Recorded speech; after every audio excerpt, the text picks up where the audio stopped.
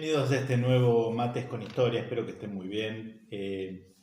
Quiero dar la bienvenida a todos ustedes y en especial a los nuevos suscriptores del canal, que no para de crecer, realmente estamos muy contentos por la difusión. Les agradecemos los comentarios y la difusión que ustedes hacen, ¿no? De Mates con Historia es lo más valioso que tenemos, ¿no? La mejor propaganda son ustedes mismos. Antes que me olvide, vamos a tratar de poner el flyer de una actividad a la que quiero invitarlos, que va a ser el próximo 15 de junio. Voy a integrar un panel, esto va a ser en la Facultad de Derecho de la UCA, en Rosario. Es una actividad presencial, vamos a poner el flyer y es con inscripción previa para los interesados, gratuita la actividad. Nos pareció importante hacer una reflexión junto con otros colegas que van a integrar el panel y los organizadores acerca de la geopolítica y la soberanía nacional.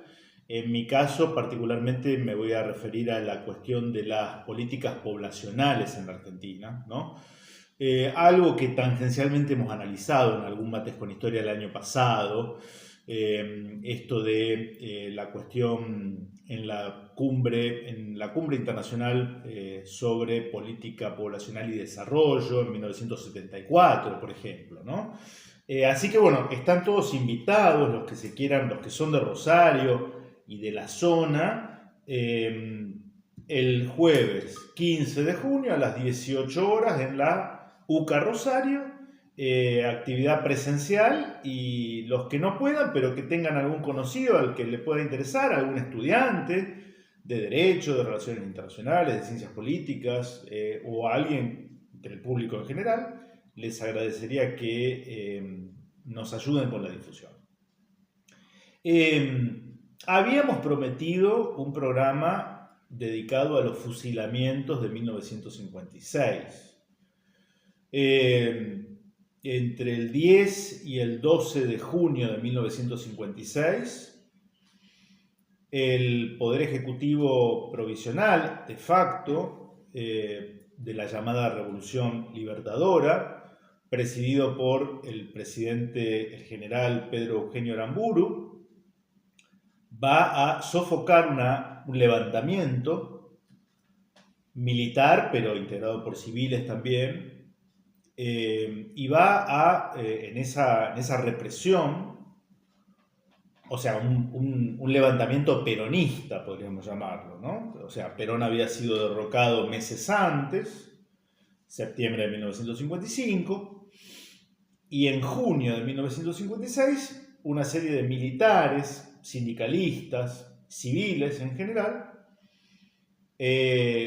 tratan de producir una suerte de contrarrevolución que fracasa y pagan con su vida decenas de argentinos que son fusilados.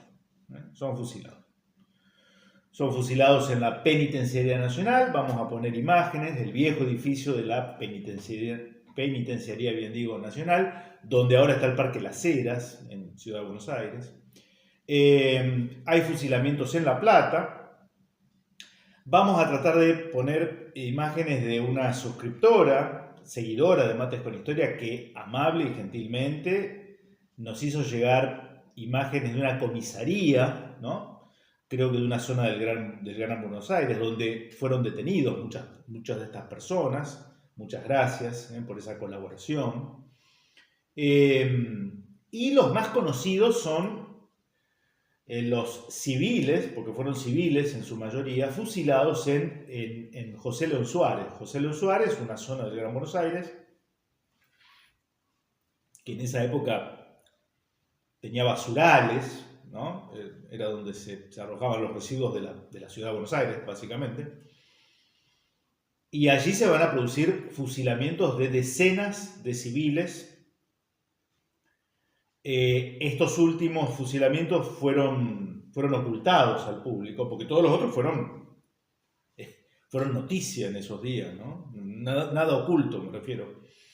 Estos sí, y van a ser luego rescatados del olvido por distintas investigaciones periodísticas. La más conocida, la de Rodolfo Walsh, en esa novela, en esa obra, Operación Masacre, ¿no? Bien. este es el contexto. Yo me voy a permitir leer. Miren con qué empiezo. Empiezo, digo, para los que me critican a veces que no leo de todos los autores. Política Argentina de Julio Menguiel.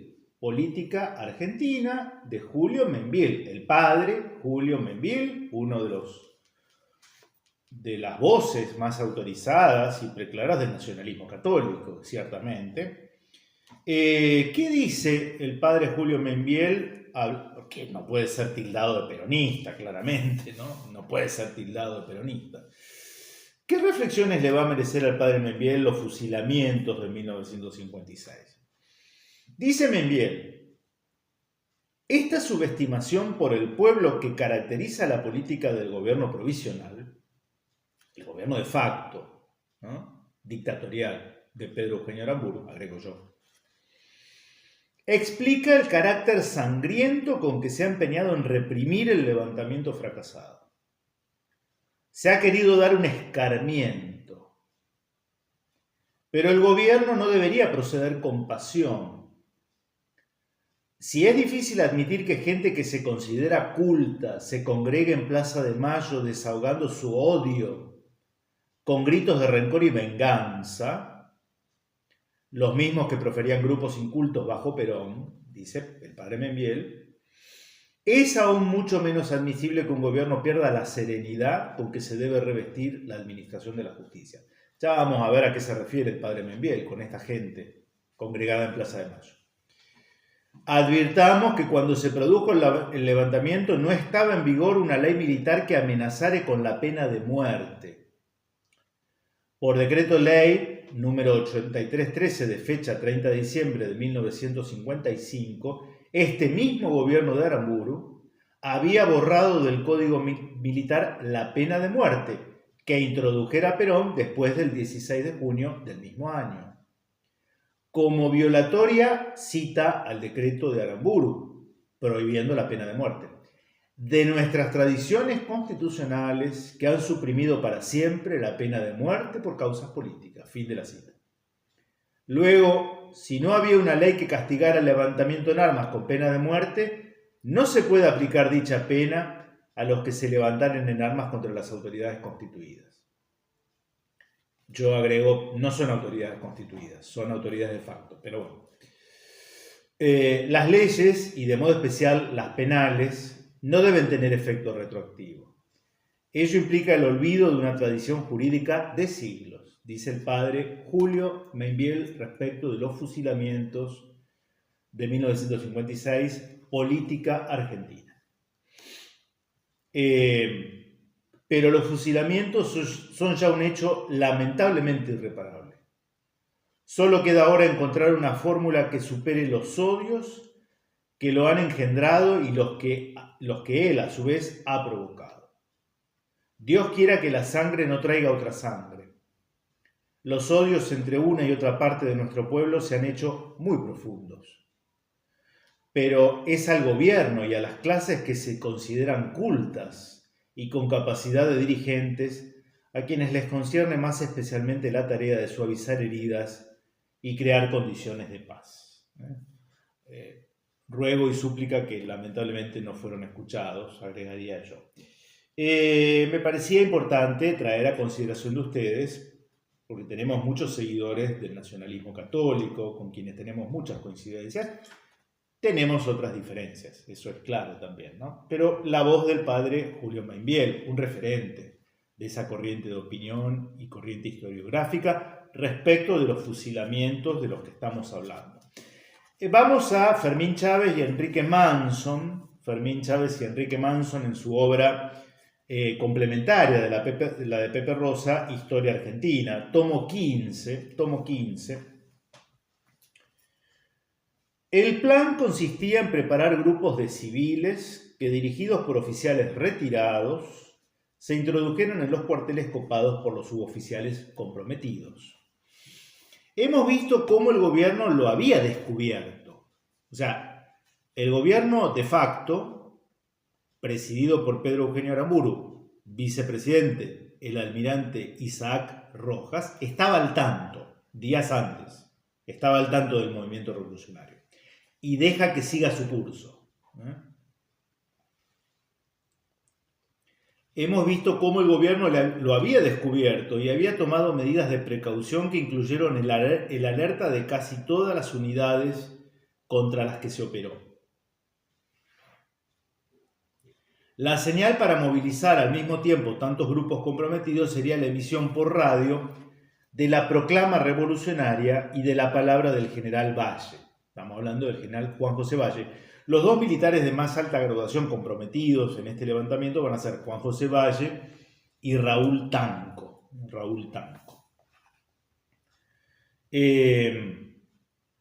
Se contaba también con la adhesión, nunca concretada, de parte de la aviación. Muchos esperaron en vano la aparición de los Gloster, los aviones, ¿no?, revolucionarios. Tampoco estalló la huelga insurreccional, seguramente por falta de contactos concretos con el sector obrero.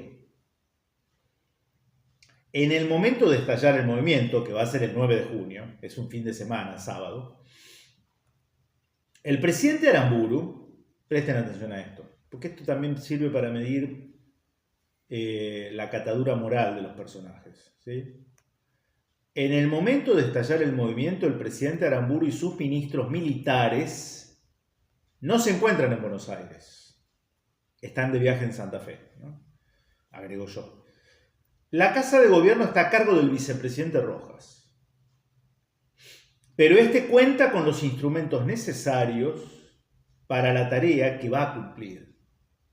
En efecto, antes de viajar, el presidente ha dejado firmados un par de normas preventivas.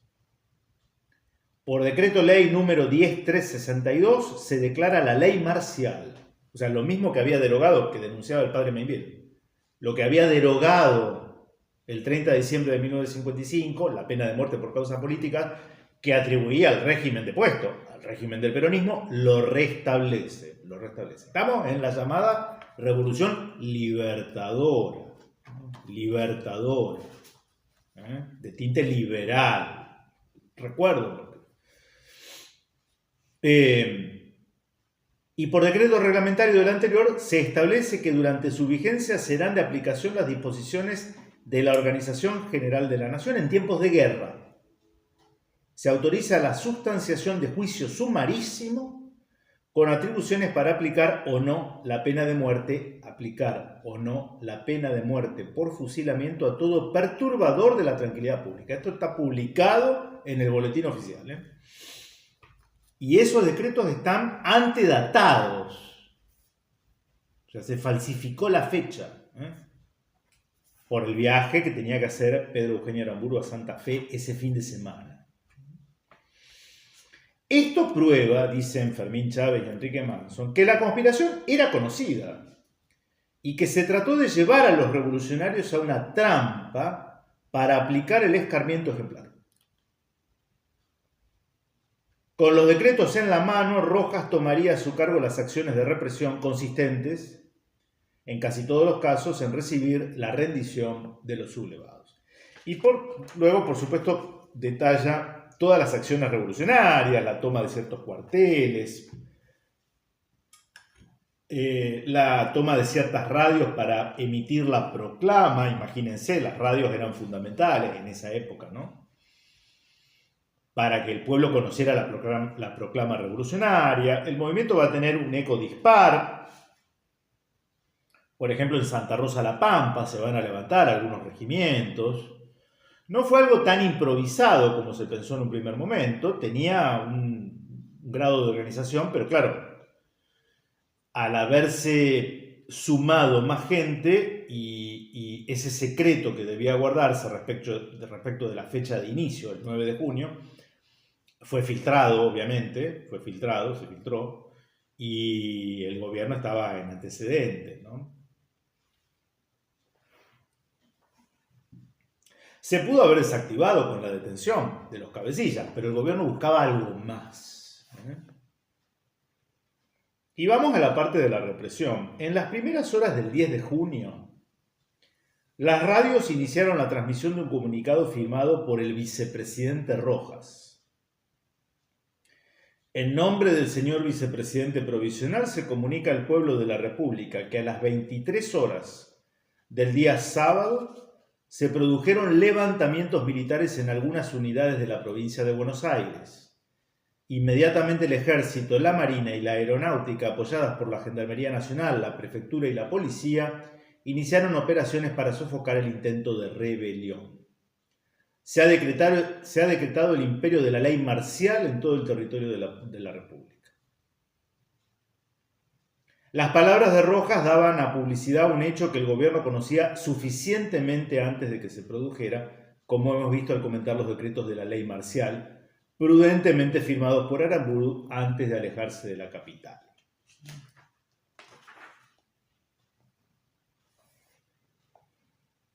A los comunicados de Rojas responden a la mañana siguiente muchos civiles que asisten enfervorizados a la Plaza de Mayo. A esta Plaza de Mayo que grita se refiere el padre Julio Membiel. A los gritos de "Dale Rojas", "Dale leña", "Ley marcial", Aramburu, dale duro", dan el apoyo que el gobierno necesita. O sea, la gente esta que componía, que vociferaba pidiendo que se mate a los sublevados son la gente bien, digamos, ¿no? La gente pensante. No es solo el apoyo de los miles de manifestantes de la plaza. La mayor parte de la dirigencia política se hace presente en la Casa Rosada para apoyar al gobierno. Algunos tratan de ejercer su influencia para moderar la represión, como Arturo Frondizi, quien solicita clemencia para los civiles. Un caso curioso es el del dirigente socialista Américo Gioldi, autor de un célebre artículo en el periódico partidario La Vanguardia, donde expresa que se acabó la leche de la clemencia. Años después declararía ante el historiador estadounidense Potash que, al enterarse por radio él y otros miembros de la Junta Consultiva, fueron a la Casa de Gobierno el domingo 10 de junio para solicitar justamente clemencia. Esa mercadería cuya leche se había terminado, dicen los autores, ¿no? Un poco en tono jocoso. Aramburu y Rojas pronunciaron sendos discursos. Presten atención a esto, interesante, ¿no? Porque el enemigo del pueblo argentino rara vez se equivoca. El enemigo no se equivoca, ¿eh? Nosotros sí, pero el enemigo no se equivoca. El primero, Aramburu, informa que ha regresado de su gira por Santa Fe, donde ha encontrado firme apoyo a la libertad. Qué palabra manoseada, ¿no? Invita a que, cita a Aramburu, marchemos hacia el reencuentro con nuestra historia, marcada en Mayo y Caseros. La historia, marcada en Mayo y Caseros. Es curioso, ¿no? O sea, él se creía un nuevo Urquiza, un nuevo Mitre, ¿no? Y el derrocado sería un segundo Rosas. Denuncia a la minoría inconsciente constituida por hombres que extrañan las prebendas del régimen depuesto y que carecen del más mínimo patriotismo. Sin embargo, la libertad y la democracia están plenamente aseguradas. No teman los temerosos, la libertad ha ganado la partida, señala. Señala que se ha derramado mucha sangre argentina, aunque no dice quién la ha derramado. Y termina invitando a elevar una plegaria a Dios por los caídos. Y termino la lectura con un episodio novelesco, tragicómico. Fíjense, para dimensionar el odio visceral y la necesidad que tenían estos grupos minúsculos enquistados en el poder de que corriera sangre. No bastaba con desactivar un levantamiento.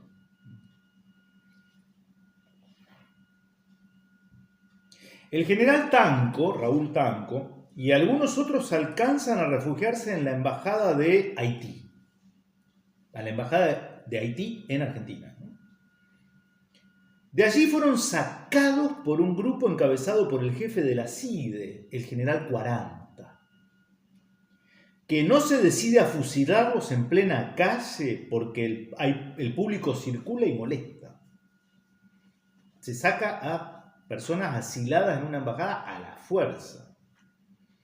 La acción del embajador haitiano, Brière, que pide ayuda a la embajada de los Estados Unidos y de su mujer, la mujer del embajador haitiano, que impide personalmente las ejecuciones, permite que los asilados sean reintegrados a la embajada. ¿Se dan cuenta, no? Lo demencial de esto. Y finalmente el fusilamiento de Juan José Valle, el responsable. En la madrugada del martes 12, de junio, el capitán de fragata Manrique, Francisco Manrique, luego va a ser un político candidato a presidente, vamos a tratar de poner una imagen de él, Francisco Manrique, marino de confianza del presidente, detiene y traslada a Juan José Valle al Regimiento 1 de Infantería. Desde allí será enviado a la penitenciaría, mientras el gobierno informa que ha sido capturado siendo rodeada la manzana del escondite por efectivos de la Policía Federal. Esto está publicado en el diario La Nación el 13 de junio de 1956. Ante la inminencia de la ejecución, su hija Susana, la hija de Juan José Valle, Susana, logra entrevistarse con Monseñor Tato, quien se interesa, prometiendo gestionar mediante el nuncio apostólico un pedido de clemencia del Papa al presidente Aramburu. Sin embargo, es necesario obtener la postergación de la ejecución por unas horas para lograr las comunicaciones con Roma. La postergación no se obtiene y Valle, el moderno Dorrego, debe despedirse personalmente de su angustiada hija, recomendándole, como el mártir de Navarro, que no guardes amargura con nadie. El presidente Aramburu ya se ha despertado. La frase final es porque la que fue a la Quinta de Olivos a gestionar el pedido de clemencia para su marido va a ser la mujer de Juan José Valle, y la respuesta que obtuvo fue que el presidente Aramburu estaba recostado descansando, ¿no? Para cerrar, les voy a leer algo que para mí es una pieza que todos deberíamos conocer. Es la carta que le dirige el general Juan José Valle al general Pedro Eugenio Aramburu. Le escribe una carta que hoy conocemos. Acá van a ver ustedes los dos modelos de militares enfrentados. Un modelo de militar sanmartiniano, encarnado en este drama por el general Juan José Valle, y un modelo de militar mitrista, encarnado en este caso por Pedro Eugenio Aramburu. Dentro de pocas horas usted tendrá la satisfacción de haberme asesinado. Debo a mi patria la declaración fidedigna de los acontecimientos. Declaro que un grupo de marinos y de militares movidos por ustedes mismos son los únicos responsables de lo acaecido. Para liquidar opositores les pareció digno inducirnos al levantamiento y sacrificarnos luego fríamente. Nos faltó astucia o perversidad para adivinar la treta. Le está escupiendo en la cara los códigos distintos de conducta, ¿no? Por eso digo, uno es genuino sucesor de San Martín, Valle, y el otro es genuino sucesor de Mitre. Así se explica que nos esperaran en los cuarteles apuntándonos con las ametralladoras, que avanzaran los tanques de ustedes aún antes de estallar el movimiento, que capitanearan tropas de represión a algunos oficiales comprometidos en nuestra revolución. Con fusilarme a mí bastaba, pero no, han querido ustedes escarmentar al pueblo, cobrarse la impopularidad confesada por el mismo Rojas. vengarse de los sabotajes, cubrir el fracaso de las investigaciones, desvirtuadas al día siguiente en solicitadas de los diarios y desahogar una vez más su odio al pueblo. De aquí esta inconcebible y monstruosa ola de asesinatos. Entre mi suerte y la de ustedes me quedo con la mía. Oh, hay que escribir esto, ¿eh? Entre mi suerte y la de ustedes me quedo con la mía. Mi esposa y mi hija, a través de sus lágrimas, verán en mí un idealista sacrificado por la causa del pueblo. Las mujeres de ustedes, hasta ellas, verán asomárseles por los ojos sus almas de asesinos. Y si les sonríen y los besan, será para disimular el terror que les causan. Aunque vivan 100 años, sus víctimas les seguirán a cualquier rincón del mundo donde pretendan esconderse. Vivirán ustedes, sus mujeres y sus hijos bajo el terror constante de ser asesinados. Porque ningún derecho, ni natural ni divino, justificará jamás tantas ejecuciones. Premonitorias esta palabra, ¿no? La palabra monstruos brota incontenida en cada argentino a cada paso que da. Conservo toda mi serenidad ante la muerte. Nuestro fracaso material es un gran triunfo moral. Nuestro levantamiento es una expresión más de la indignación, incontenible de la inmensa mayoría del pueblo argentino, esclavizado. Dirán de nuestro movimiento que era totalitario o comunista y que programábamos matanzas en masa. Mienten. Nuestra proclama radial comenzó por exigir respeto a las instituciones, templos y personas. En las guarniciones tomadas no sacrificamos un solo hombre de ustedes. Y hubiéramos procedido con todo rigor contra quien atentara contra la vida de Rojas, de Bengoa, de quien fuera, porque no tenemos alma de verdugos. Solo buscábamos la justicia y la libertad del 95% de los argentinos. Amordazados, sin prensa, sin partido político, sin garantías constitucionales, sin derecho obrero, sin nada. No defendemos la causa de ningún nombre ni de ningún partido.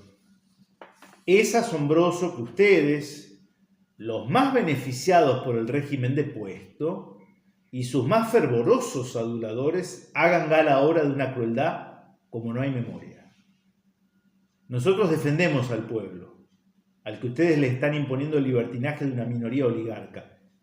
Nosotros defendemos al pueblo, al que ustedes le están imponiendo el libertinaje de una minoría oligárquica, en pugna con la verdadera libertad de la mayoría y un liberalismo rancio y laico en contra de las tradiciones de nuestro pueblo. Todo el mundo sabe que la crueldad en los castigos la dicta el odio, solo el odio de clases o el miedo. Como tienen ustedes los días contados, para librarse del propio terror, siembran terror, pero inútilmente. Por este método solo han logrado hacerse aborrecer aquí y en el extranjero, pero no taparán con mentiras la dramática realidad argentina por más que tengan toda la prensa del país alineada al servicio de ustedes. Y continúa y finaliza esta carta que Juan José Valle le escribe al presidente Aramburu, que ha ordenado su fusilamiento. Casi un calco de aquello de Dorrego y Lavalle que analizamos en otro Mates con Historia. Un capítulo triste, ¿no?